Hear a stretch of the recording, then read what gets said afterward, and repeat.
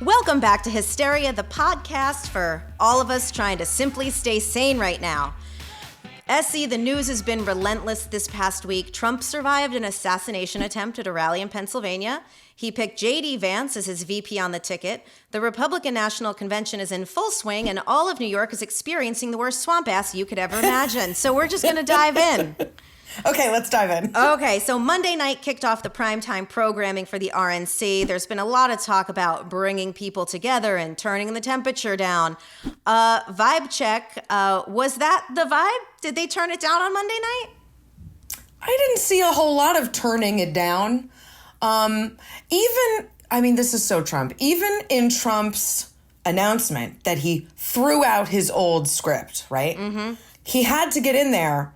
You know, my old script about how awful everybody is. I was gonna say how gross and terrible and wacko and awful everybody is, but I'm not gonna say it. I still think it. Instead, I still think it, and I'm saying it now, of course. But I'm not gonna say it on Thursday. Thursday, I'm giving a unifying speech.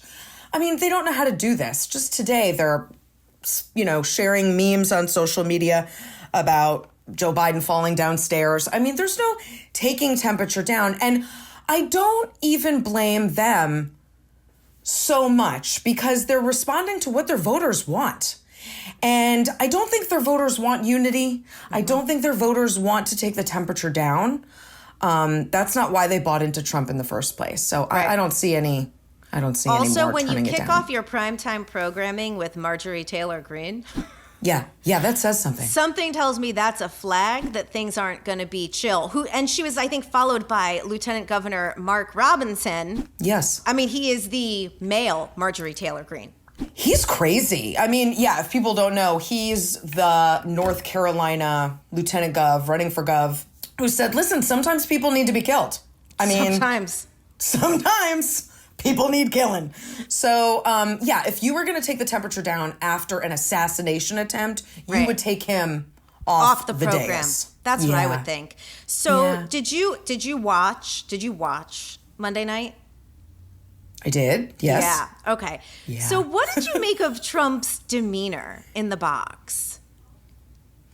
Yeah, I couldn't tell if he was trying to look statesman-like, Or is he having depression? Yeah, I mean, he was subdued, right? He was subdued. He was subdued. But he was it felt like he was also, hate watching some speeches. Yeah. Last night, I thought he was, hate watching Nikki Haley's speech. Oh, my God. But, also so focused on it. Yes. In what, a lot of the other something? speeches, a lot of the other speeches on Monday night, he was in the box. By the way, it was his first appearance with JD. They did not really speak. No, they did not. He was talking to everybody on the other side of him, but he spoke through most of the speeches.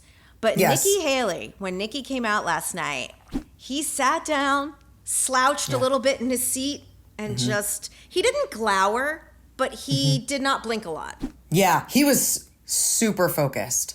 But yeah, I've noticed too, he seems a little deflated. I don't know. Something. Do you think, here are my questions. Let's do a little conspiracy theory. A little political witchery. Mm-hmm. Is he sad from his near assassination, which I get. I would get if that had fucked him up a little, right? Mm-hmm. That's a lot to handle. Okay. Did he get bullied into JD Vance? Because I was not catching super stoked vibes. I mean, JD came in and they weren't even leaning. You know when you sit next to someone at a concert and you arm lean towards each other? They were not arm leaning in the box. Yes. I think it's C. I think it's that Trump doesn't want anyone getting attention besides him. And there he was in a room full of people that were getting attention and he just has to sit there. I think this makes him very uncomfortable. And I think same with the JD Vance pick. All eyes were on JD Vance. It was JD Vance's day. He was getting all the interviews. And I think that just fundamentally makes Trump uncomfortable. Even if he's behind the Vance pick, I don't think he was. I think that was Don's idea, Don Jr.'s idea. And Trump really wanted to go with Burgum. But a lot of money, not a lot to say. Yes. No, I think he was just when's it my turn? I'm the only one that matters here. So Nikki Haley's speech, I would love your thoughts. I have to, look, I'm not like the biggest Nikki fan. I do think in the Republican Party, she's more, my speed, I guess if I had to pick someone. What do you think of the speech? Speech was great, but I was very sad. I was sad because I was a Nikki person. She's not a perfect candidate for me, but those don't exist anymore. She was good enough. And I was really happy that she started going after Trump. And I was really happy that 40% of voters in like a dozen states chose her and took 40% of the Republican vote away from Donald Trump. I thought, great, there is a glimmer of hope. And so, yeah, I've been disappointed that she just went right back and endorsed him. And now she's stumping for him. Yeah, it makes me sad. But none of them, I mean, there are very few Kinzingers and Cheneys these days. They all come home. It's really just the two of them. And Mitt Romney. We give Mitten some props because he stands up for what's right. Then after Nikki he's also retiring, we should point out. I know. I mean, if I were him, I'd retire too. Life is short. Why would he spend one more minute? I mean, what did he say about JD Vance? That he was like the absolute worst? He's like, I could not respect a person less than I respect JD Vance. I mean, and that was months ago. That was like when he got elected to the Senate. So then, okay, after Nikki's done, I thought this was like look, you and I are both nerds when it comes to this stuff, and I love stagecraft. I love how things are produced. So to me, the Nikki Haley followed by Ron DeSantis was also a vibe. And what did you think about Ron DeSantis' speech and Trump's reaction to it? Aside from, I'll give you my immediate reaction, which was, why was he yelling? It was so loud. I was like, you have a microphone. You don't have to shout. He is so weird. Weird. I'm going to whisper this because I don't want this to get out. He's uncomfortable in his own skin. He is so weird. Yeah, he's like a Manchurian candidate. I always thought this about him, that he's kind of just like parroting what someone told him to say to donors or whatever it is. I don't think he's got too many ideas of his own. And so he shouts to seem credible and authentic and genuine. Like it's coming from somewhere inside him, but it's not. And so I think he does that to be like, see how much I believe what I'm saying? You know what I mean? Yeah, and he's like going to he's going to bust a gut. Yeah. But the thing about it was like watching it last night, because Essie, for people who do not watch these things like we do, I'm envious. It's pretty unusual for the president, for the nominee, to come in and watch everything. Yeah, I mean, yes, the producer in me as well is like, no. This is what I did. This is what I liken it to. When I was getting married, you have like a rehearsal dinner the night before. Yeah, I wanted no part of that. No part of that. I was like, you're not going to see me before I come down the aisle. That would take away from this moment and the drama. So my family comes into town and my parents take everybody out for dinner the night before because I don't want to be seen. It should be that way. He should want to just appear on Thursday to a roaring crowd instead of sitting in the box like those Statler brothers. Waldorf and Statler from the Muppets. I knew exactly what you meant. The thing too is I know he loves Dana White from the UFC. Yeah. But he's entering every night like he is Randy Macho Man Savage. But isn't he? I mean, if he could throw a chair, but I'm not sure he could. And so he comes in and he does this kind of like half-hearted fist pump. And they walk in slowly. The first night, I nearly pissed myself because Lee Greenwood, when he was singing God Bless America, was just freestyling the lyrics. Like, he just kept going and repeating certain verses, and no one knew when to sit down. And I was like, this is so weird and awkward. And then it finally ended, and he sat down. And then he was clearly, that night, I feel like all the applause made him emotional, like that he had almost died. Yeah. But like he did it again last night and I was like, girl, you can only do that once. Like it's Essie, it's like walking down the aisle. And then he sits up there and he is like Joaquin Phoenix in Gladiator. He is just sitting there watching people perform for him. He's like, let's see what you can do. And everybody comes out. So I fell asleep before Sarah Huckabee Sanders, but I watched her this morning. And everyone tells these stories about the one time someone was mean to them and then Trump was nice. Yeah. Yeah. And that's the story. Like, could you imagine if I became governor of New York and I went out and I was like, let me tell you about the time Barack Obama told me that I got my new outfit was really cute.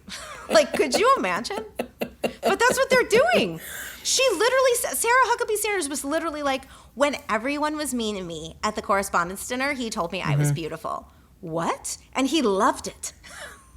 This is what gets him off, obviously. Yeah. And I mean, we're not a party of ideas and policies anymore. It's all personality. And so telling your story of how nice Trump is, I mean, it's very North Korea. It's giving North Korea. It's very leader. It's very dear leader. Yeah. But this is the party now. They don't even have to pretend. Like, I remember at the last RNC, the virtual one. Yeah. There was a lot of this. People would get up and tell stories about Donald Trump and how great he was and how nice he was. And they're not even like embarrassed of that now. That's the program. Right. That's the program. That's the party. So let's talk about the VP pick a little bit, because I'm interested in your thoughts. You know, for John Kerry, I helped oversee his VP selection and rollout, and I did it for Obama too. And so I love a VP rollout. Okay. And I'm going to give you my 2 cents.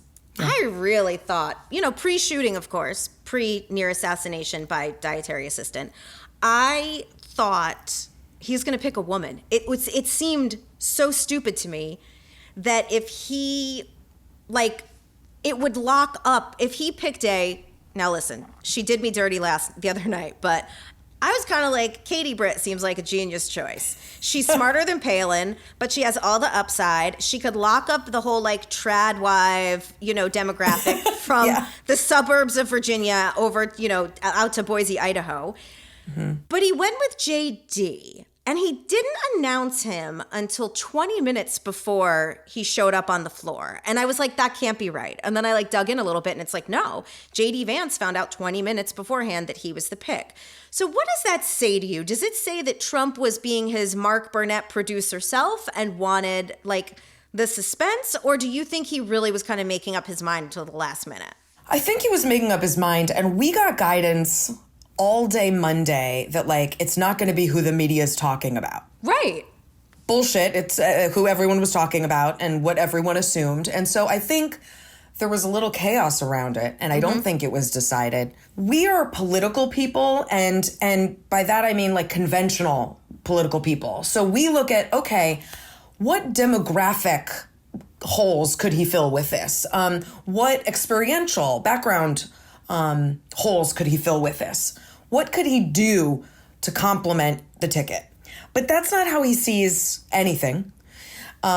So picking another white guy from a state Trump has won twice and is definitely going to win again seems odd and impolitic to people like you and I. But for him, it's irrelevant, right? He's just doubling down on MAGA, doubling down on the image of him. He's a mini Trump. And JD Vance said the only thing he needed to, which was, I would not have certified the 2020 election. Bing, bam, boom, VP is selected. So he's not worried about the things that conventional politicos worry about when they pick a VP. He doesn't care about putting a woman on or anything like that. It's the loyalty and who's like my mirror image. But see, that's interesting to me because he's such a narcissist that I actually would have thought that, or maybe now it has started to sink in, that everyone's talking about JD as like taking on the MAGA mantle, that he's going to be the person who carries it forward, which is already kind of putting Trump in retirement in the speak, right? It's like, oh, this is great. We've got like our new person. Isn't that, I don't know. I feel like that's going to really fucking rub him the wrong way and may already be rubbing him the wrong way. Yeah, I agree. And I had the same thought because even Don Jr. is saying that JD Vance is the future of the Republican Party. Right. And I was talking to someone very smart and connected to Trump world yesterday. And he said, Donald Trump doesn't care about the future of the Republican Party. He doesn't care about the country. He doesn't care about anything but himself. But Don Jr. cares about the future of the Republican Party because he cares about his family business and how he can use the future of the Republican Party to aid and abet his family business. And so getting his pick in there, someone who's young, someone who can do a term with Trump and then 2 more terms. Like, this is what Don Jr.'s thinking. And that makes sense to me. I don't know if Trump will buy it. The fact that Trump is, we hope, done after 1 more term might make it go down a little easier that they're looking past him. But yeah, I can see Trump getting very tired of all of this future talk. Right. And patting JD on the head and saying, go away now. You need to go away now. Do you, Essie, where are your spidey senses? Right now, do you feel like come November, it's going to be Trump? Yeah. Yes. Yes. Yeah. And listen, I take no pleasure in this, I don't think you do. I don't think you do. I just think you're smart, and I want your opinion. I didn't vote for Trump ever. I'm not going to again. I voted for Biden in 2020 with the explicit promise that he would be a 1-term president. And he did it. He was a transitional president, not a transformational. I was glad he did the job of getting Trump out. I knew I wouldn't like some of his policies, and I haven't. But that was okay to me. He's reneging on that promise, and that's not just personally painful. Like, I am put off by this, but it's jeopardizing the future of the country. And I'm pissed about it. I'm pissed at Democrats for not figuring this out earlier, because we were talking about it earlier. I was talking about it 2 years ago, that he shouldn't run again. He's a lovely man, but he should not run again. He cannot run again. I don't know that he can finish this term. And again, I take no pleasure in saying that either. I want to beat Trump. Democrats, won't you join me, is where I'm at. Like, that's where I'm at. Do you, when they were talking about the VP picks, and again, I'm not saying, like, for all of our listeners, we're talking about the better of evils, right? This is not like, oh, we wanted Trump to pick X, Y, and Z. Did you have someone, but who he picks does matter. And so was there someone that you were hoping he'd pick that would either be moderating or that is an adult and that you would have confidence in as a vice president? Who would that person be? No, because that would have been Nikki for me, and I knew he wasn't going to pick Nikki. No, there's no one sane or moderating left for me who would be in the running for that, right? So no, they're all the same. Doug Burgum, maybe, because he's just so out of the loop and he's so irrelevant to the party. I don't know. Maybe he would have been at least boring and not incendiary like JD Vance. But no, they're all the same to me, and it matters because Trump's old too. He's a time fighter as well, and could die in office. But it also doesn't matter because the party is MAGA. The party is what it is. So for listeners, we're on the Crooked Network. Lots of Democrats, not tons of Republicans. Yeah. But I love two parties. Like I grew up, like I think it's interesting. I think that when people can actually exchange ideas, we just end up in a better place. And so can you, for listeners, explain how like the difference between MAGA and being a Republican or a conservative? Right. So I'm conservative. That comes with a set of values that don't change regardless of what the party says or the platform or the guy in charge. That's a set of values, and that comes from sort of canonized conservative philosophical thought. They happened to be values and principles that, in the main, the Republican Party embraced for a century. Right. Donald Trump came in and decided that a lot of those policies and principles didn't matter anymore. Right.